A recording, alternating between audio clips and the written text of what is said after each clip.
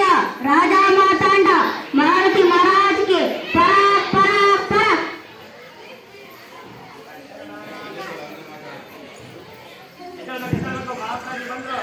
ಈ ರಾಜಸಭೆಗೆ ಆಗಮಿಸಿದ ತಮ್ಮೆಲ್ಲರಿಗೂ ಶುಭೋದಯ.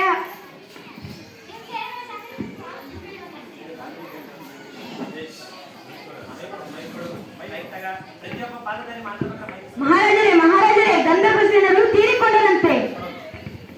ಏನು? ಗಂಧರ್ವ ಸೇನರು ತೀರಿಕೊಂಡರೆ? ಗಂಧರ್ವ ಸೇನರ ಆತ್ಮಶಾಂತಿಗಾಗಿ 4 ದಿನಗಳ ಕಾಲ ಶೋಕಾಚರಣೆಯನ್ನು ಆಚರಿಸಬೇಕು.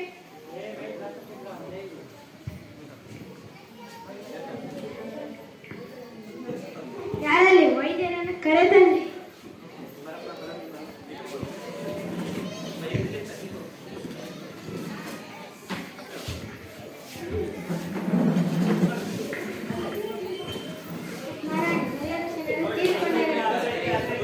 ಮಹಾರಾಣಿ, ಗಂಧರ್ವ ಸೇನರು ತೀರಿಕೊಂಡರೆ. ಏನು? ಗಂಧರ್ವ ಸೇನರು ತೀರಿಕೊಂಡರೆ? ನಿಮ್ಮ ಕಷ್ಟವೆಲ್ಲ ನಮ್ಮ ಕಷ್ಟವಿದ್ದಂತೆ. ಅಯ್ಯೋ ಮಹಾರಾಣಿ, ಗಂಧರ್ವ ಸೇನರಿಗೂ ಮಹಾರಾಜರಿಗೂ ಏನು ಸಂಬಂಧ?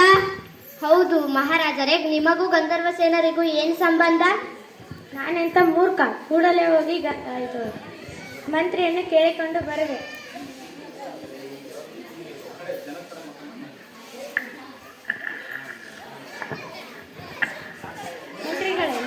ಮಂತ್ರಿಗಳೇ, ನಿಮಗೂ ಗಂಧರ್ವ ಸೇನರಿಗೂ ಏನು ಸಂಬಂಧ? ಮಹಾರಾಜರೇ, ನನ್ನನ್ನು ದಯವಿಟ್ಟು ಕ್ಷಮಿಸಿ. ಗಂಧರ್ವ ಸೇನಾ ಯಾರೆಂದು ನನಗೂ ತಿಳಿಯದು. ಆದರೆ ಆಸ್ಥಾನದ ಪಡೆಯ ಮುಖ್ಯಸ್ಥ ಗಂಧರ್ವ ಸೇನರು ಸತ್ತರೆಂದು ಗಟ್ಟಿಯಾಗಿ ಗಂಟಲು ಅರಿಸಂತೆ ಕೂಗುತ್ತಾ ಅಳುತ್ತಿರುವುದನ್ನು ಕಂಡು ನಾನು ಅತ್ತೆ. ನೀನೆಂತ ಮೂರ್ಖ! ಕೂಡಲೇ ಹೋಗಿ ಗಂಧರ್ವ ಸೇನ ಯಾರು ಎಂದು ತಿಳಿದುಕೊಂಡು ಬಾ. ಅರ್ಪಣೆ ಪ್ರಭು.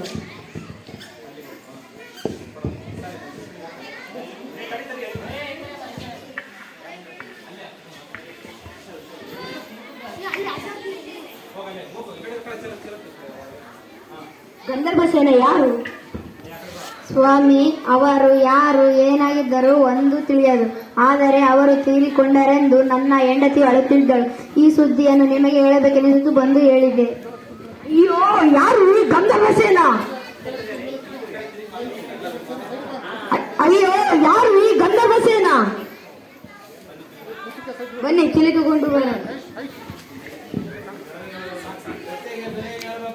ಏನಾಗಿದ್ದರು ಎಂದು ನನಗೂ ತಿಳಿಯದು.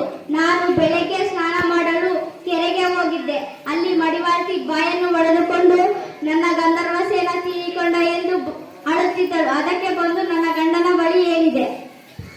ಅಯ್ಯೋ, ಯಾರು ಈ ಗಂಧರ್ವ ಸೇನಾ? ಏನೇ ಆಗಲಿ, ಗಂಧರ್ವ ಸೇನಾ ಯಾರೆಂದು ತಿಳಿದುಕೊಂಡು ಬರೋಣ. ಬನ್ನಿರಿ.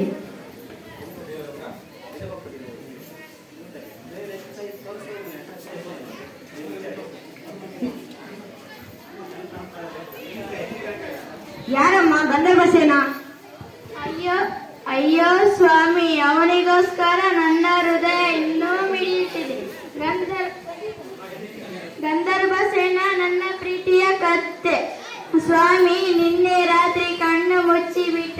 ನನ್ನ ಹೊಟ್ಟೆ ಮೇಲೆ ಕಣ್ಣಕ್ಕಿ ಬಿಟ್ಟ.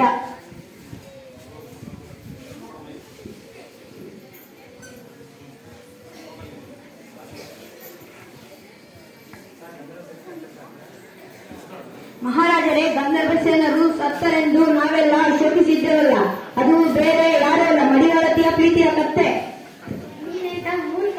ಗಂಧರ್ವ ಸೇನ ಯಾರು ಎಂದು ತಿಳಿದುಕೊಂಡು ಬಂದು ನನ್ನ ಹತ್ತಿರ ಹೇಳುವುದರ ಬಿಟ್ಟು ಗಂಧರ್ವ ಸೇನ ತೀರಿಕೊಂಡರೆಂದು ಹೇಳಿಸು. 4 ದಿನಗಳ ಕಾಲ ಶೋಕಾಚರಣೆಯನ್ನು ಮಾಡಿಸಿದಲ್ಲ, ನಿನಗೇನು ತಲೆ ಕೆಟ್ಟಿದೆ?